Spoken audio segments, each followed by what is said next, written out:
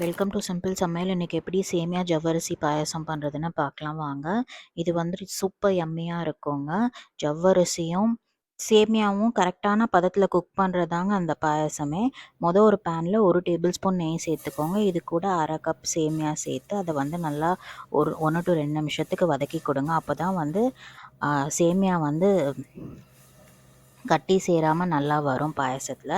இந்த மாதிரி ஆனோன்னா தனியாக இதை எடுத்து ஒரு பிளேட்டில் வச்சுடுங்க. அதுக்கப்புறம் அதே பேனில் 1 டீஸ்பூன் நெய் சேர்த்துட்டு 1/2 கப்பு ஜவ்வரிசி சேர்த்துக்கோங்க. நான் சின்ன சைஸ் யூஸ் பண்ணியிருக்கேன். இதை வந்து 1 நிமிஷத்துக்கு நல்லா வதக்கி கொடுங்க.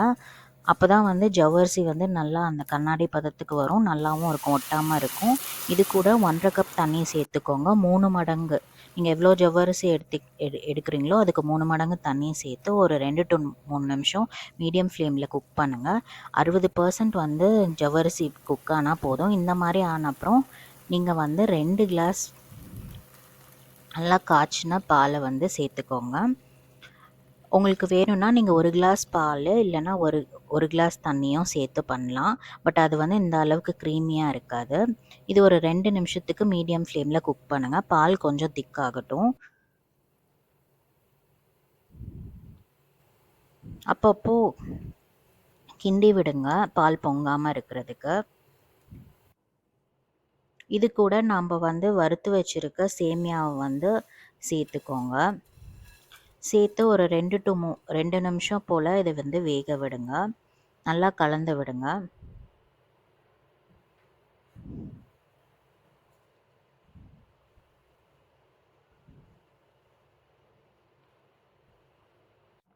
அதுக்கப்புறம் 1/2 கப் சீனி சேர்த்துக்கோங்க.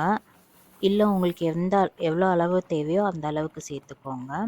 இது வந்து நல்லா கலந்து விடுங்க. சீனி வந்து நல்லா கரையணும்.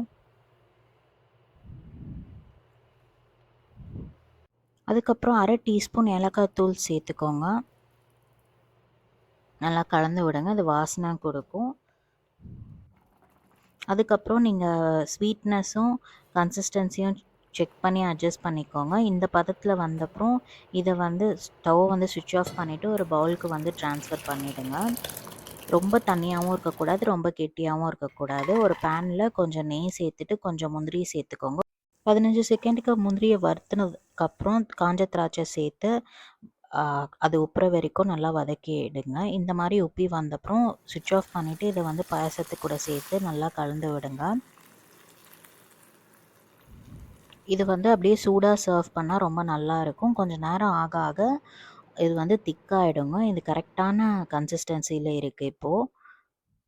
நீங்கள் கோல்டாகவும் சர்வ் பண்ணலாம். உங்களுக்கு எப்படி பிடிக்கும்னு சொல்லுங்கள், கோல்டாவா ஹாட்டாவான்னு. தேங்க்ஸ் ஃபார் வாட்சிங்.